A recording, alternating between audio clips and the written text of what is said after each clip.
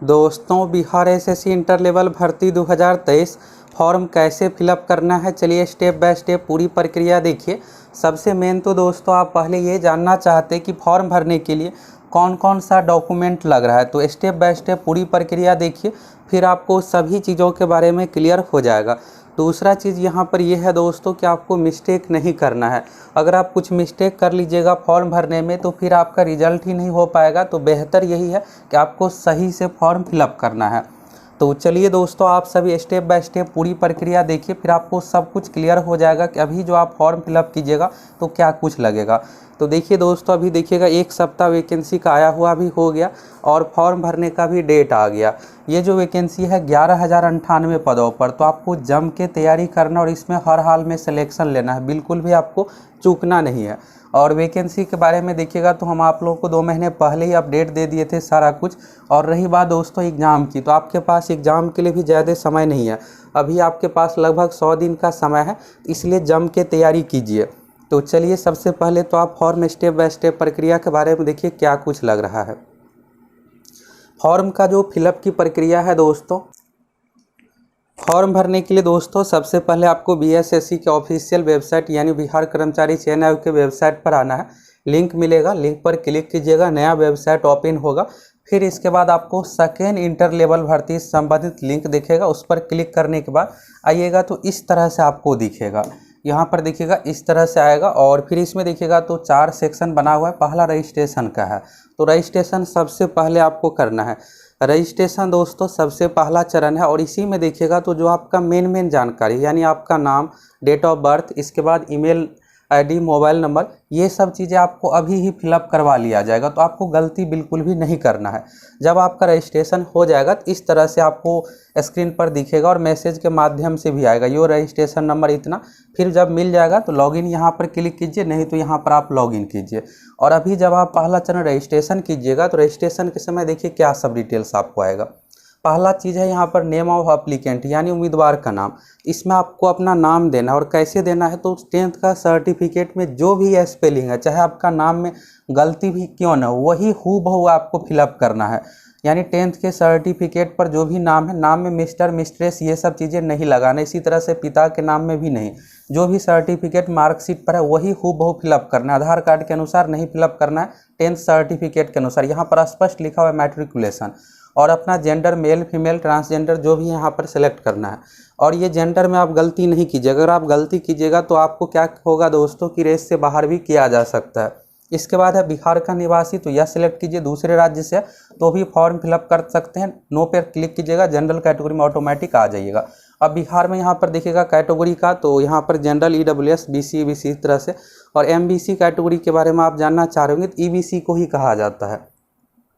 इसके बाद ईडब्ल्यूएस से संबंधित नॉन क्रीमिलियर जो भी है आप यह सिलेक्ट कीजिएगा, सारा कुछ आपको यहाँ पर देना पड़ेगा। अगर आप नो सिलेक्ट करते हैं तो फिर आपको आरक्षण का लाभ ये सब चीज़ें नहीं मिलने वाला है। इसके बाद अगर आप बिहार सरकार जॉब में है तो यह सिलेक्ट कीजिए, नहीं है तो नो। और शैक्षणिक योग्यता विज्ञापन के अनुसार सारा कुछ है तो यह सिलेक्ट कीजिए। फिर इसके बाद देखिएगा यहाँ पर तो आपको अपना मोबाइल नंबर देना है, री inter mobile number, email ID देना है। अवेलेबल का मतलब ये है इस मोबाइल नंबर से दूसरा कोई रजिस्ट्रेशन नहीं हुआ है।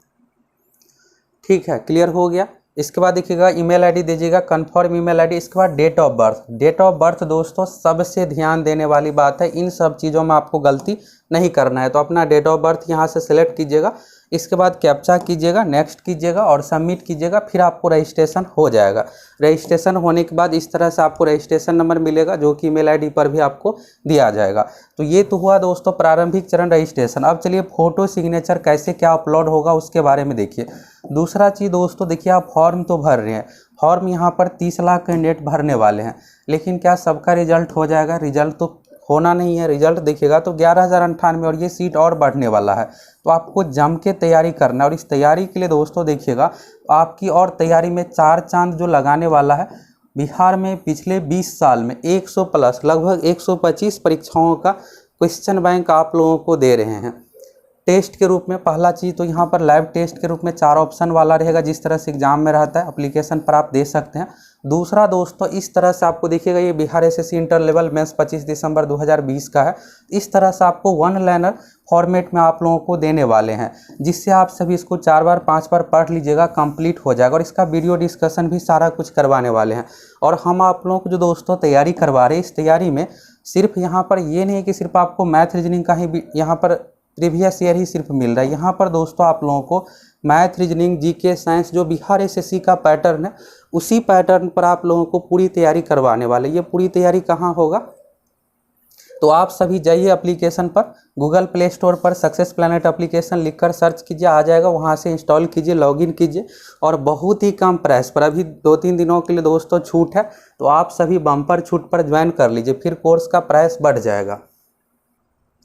इतना दोस्तों आप लोगों को कंटेंट मिलने वाला है कि इतना कहीं और कंटेंट आपको नहीं मिलेगा। आप देखिएगा प्रीवियस ईयर ही तो सिर्फ बिहार एसएससी का ही नहीं दे रहे हैं, बीपीएससी, बिहार पुलिस, सभी परीक्षाओं का, बिहार दरोगा का दे रहे। अगर आप प्रीवियस ईयर ही बुक ही खरीदिएगा तो 1000 रुपये प्लस में बुक ही आएगा।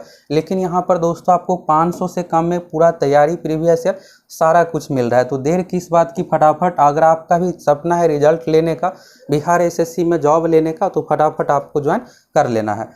तो जब आपका दोस्तों रजिस्ट्रेशन हो जाएगा तो फिर लॉगिन करना है। लॉगिन करने के बाद इस तरह से आएगा personal details, payment, educational details, photo, signature, last में आएगा प्रिंट। तो प्रिंट आपको ज़रूर निकाल लेना है। तो ये नहीं कि रजिस्ट्रेशन कर दिए फॉर्म फिलअप हो गया, रजिस्ट्रेशन करने से नहीं होता है, सबसे लास्ट में आपका प्रिंट निकालना चाहिए।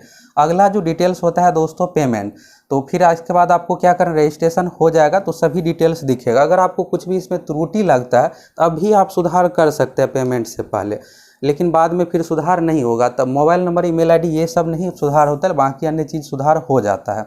अभी कर लेना है। इसके बाद पेमेंट पर क्लिक कीजिएगा, पेमेंट आपको ऑनलाइन करना है। जब आपका पेमेंट हो जाएगा दोस्तों, इसके बाद क्या आएगा, इसके बाद आएगा एजुकेशनल डिटेल्स, फोटो, सिग्नेचर, ये सब चीज़। और देखिए डॉक्यूमेंट में क्या क्या लगता है, तो डॉक्यूमेंट में देखिएगा दोस्तों, यहाँ से देखिए, यहाँ पर देखिएगा दोस्तों, तो फॉर्म भरते इसमें आप सोच रहे होंगे कि डॉक्यूमेंट नहीं बनाएंगे काम चल जाएगा, तो ऐसा नहीं होने वाला है। यहाँ पर देखिएगा बिहार राज्य का स्थायी निवास प्रमाण पत्र, अगर आप देखिएगा यहाँ पर कैटेगरी वाला जैसे ही यस सेलेक्ट कीजिएगा, इसके बाद सभी चीज़ें आपको देना पड़ेगा। ये रजिस्ट्रेशन के समय पहला चरण में ही सारा कुछ ले लिया जाता है। जब यहाँ पर आप देखिए, अभी आप लोगों को यहाँ पर दिखाए थे, तो यहाँ पर दोस्तों आप बिहार से है, तो जैसे ही अपना कैटेगरी सेलेक्ट कीजिएगा, नॉन क्रीमिलियर पर यस कीजिएगा, या फिर ईडब्ल्यूएस जिस भी कैटेगरी से आते हैं, तुरंत यहाँ से आपको सर्टिफिकेट का डिटेल्स भरना पड़ेगा, तभी आपका रजिस्ट्रेशन हो पाएगा। यानी पहले चाहिए डॉक्यूमेंट, तब आप फॉर्म भर पाइएगा।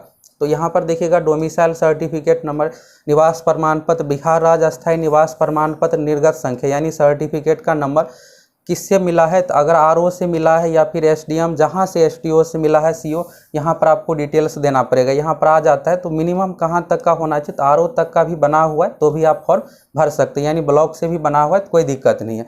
इसके बाद है यहाँ पर डिजिग्नेशन अथॉरिटी, तो यहाँ पर जो दिया हुआ रहता है यहाँ पर आ जाएगा, उसमें से आपको चूज कर लेना है। इसके बाद देखिएगा यहाँ पर फिर ईडब्ल्यूएस से संबंधित वही सब चीज़ें हैं, सर्टिफिकेट नंबर सारा कुछ आपको देना है। एनसीएल से संबंधित, नॉन क्रीमिलियर अगर आप बीसी से है, अगर आप जनरल ईडब्ल्यूएस से संबंधित ईडब्ल्यूएस दीजिएगा, एससी एसटी से है तो एससी एसटी को एनसीएल बनाने की जरूरत नहीं पड़ता है, जाति प्रमाण पत्र से ही काम चल जाता है। ये सब डिटेल्स दीजिएगा। अगर आप दिव्यांग है तो दिव्यांग, फ्रीडम फाइटर है, फ्रीडम फाइटर। यानी दोस्तों रजिस्ट्रेशन का जो पहला चरण है, इसी चरण में आपसे सभी डिटेल्स ले लिया जाएगा। इसके बाद सभी डिटेल्स दीजिएगा, सबमिट कीजिएगा, फिर आपका रजिस्ट्रेशन होगा। और रजिस्ट्रेशन के बाद आपका फिर इसके बाद आपको पेमेंट, इसके बाद फ़ोटो, सिग्नेचर, ये सब चीज़ें अपलोड करना है। अब फ़ोटो के बारे में आप जानना चाह रहे होंगे, तो इस बार दोस्तों फ़ोटो को लेकर बड़ा बदलाव हुआ है। सिग्नेचर तो सिग्नेचर जैसे था उसी तरीके का प्रोसेस है। फ़ोटो, सिग्नेचर, तो यहाँ पर फ़ोटो और सिग्नेचर, तो सिग्नेचर में क्या होता है दोस्तों कि आपको साइन जो अपलोड करना है हिंदी इंग्लिश दोनों में, हिंदी के सामने हिंदी में, इंग्लिश के सामने में इंग्लिश में। और नेक्स्ट वीडियो में क्या करेंगे दोस्तों आप लोगों को, कि मोबाइल से आप में से मैक्सिमम के पास मोबाइल ही, 99% स्टूडेंट के पास तो मोबाइल ही है, तो मोबाइल से आपको स्टेप बाय स्टेप कैसे फिलअप करना है उसके बारे में हम आप लोगों को बता देंगे। इस वीडियो में मेन ये था दोस्तों कि क्या क्या चीज़ें लग रहा है, कैसे क्या डॉक्यूमेंट, इसके बारे में कुछ और चीज़ें आप लोगों को बताना है, इसके बारे में देखिए।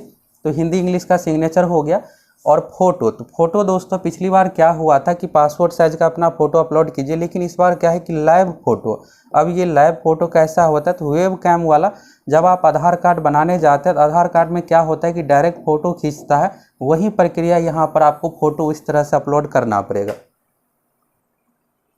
यानी दोस्तों इस बार फॉर्म भरने में बहुत ज़्यादा झमेला कर दिया गया। जिस तरह से बीपीएससी में भी देखिएगा 69वीं या टीचर का फॉर्म फिलअप हुआ है, यही प्रक्रिया अपनाया गया। लाइव वेब कैम वाला फ़ोटो अपलोड कीजिएगा, फिर इसके बाद आपका सबमिट होगा। सबमिट होने के बाद आप रजिस्ट्रेशन का प्रिंट निकालिएगा, पेमेंट सारा कुछ, और फिर फाइनल फॉर्म सबमिट करने के बाद आपको प्रिंट निकाल लेना है। कुछ गलती के बारे में देखिए दोस्तों, तो यहाँ पर देखिएगा नोटिफिकेशन में स्पष्ट लिखा हुआ है, अभ्यर्थी ऑनलाइन करते समय लाइव फोटो वेब कैम माध्यम से अच्छी क्वालिटी का खींच करके कहा गया है अपलोड करने के लिए। और जितने भी डॉक्यूमेंट है, चाहे जाति हो गया, आवासीय हो गया, इसके बाद NCL EWS सभी प्रमाण पत्र आपके पास अभी होना चाहिए। और ये कब तक का होना चाहिए, फॉर्म भरने की अंतिम तिथि से पहले तक का होना चाहिए। तो डेट ध्यान रखिएगा, 27 सितंबर से फॉर्म भराना शुरू हो रहा है। लास्ट डेट जो रखा गया है दोस्तों 11 नवंबर 2023। तो लास्ट डेट का आपको इंतज़ार नहीं करना है। लास्ट समय में क्या होता है कि वेबसाइट ही सही तरीके से काम नहीं करता है, तो आपको समय रहते यानी अक्टूबर महीने में ही हर हाल में 20-25 तारीख तक फॉर्म फिलअप कर लेना। अगर आप सोचिएगा कि सितंबर नवंबर में लास्ट में फॉर्म फिलअप करेंगे तो फिर आपके साथ दिक्कत हो सकता है। अगर आपको दोस्तों फिर भी कोई भी डाउट है तो आप सभी कमेंट करके पूछ सकते हैं। और रही बात दोस्तों, तो ये प्रीवियस ईयर क्वेश्चन आप लोगों को एप्लीकेशन पर मिल रहा है कोर्स के साथ फ्री में, जिसमें 100+ परीक्षाओं का बिहार में पिछले 20 साल में जितने भी एग्जाम हुए हैं सभी का previous year online live test के साथ साथ 1 लाइनर PDF के रूप में दे रहे हैं, जिससे आप सभी इसको बार बार पढ़ के 3-4 बार पढ़िएगा, याद हो जाएगा। और प्रीवियस ईयर से जीके में बात करें दोस्तों, तो लगभग 35% क्वेश्चन प्रीवियस ईयर से ही रिपीट होता है। तो अगर आप इतना जम के तैयारी कीजिएगा तो फिर आपके रिजल्ट लेने से कोई भी नहीं रोक सकता है। जाइए फटाफट आप सभी सक्सेस प्लैनेट एप्लीकेशन से जुड़िए और संपूर्ण तैयारी में लग जाइए। बाकी अगर आप पहली बार चैनल पर आए हैं तो हम आप लोगों को तैयारी भी करवाते हैं, हर एक अपडेट देते हैं, प्रैक्टिस सेट सारा कुछ करवाने वाले हैं। तो चैनल सब्सक्राइब कीजिए, जुड़ जाइए।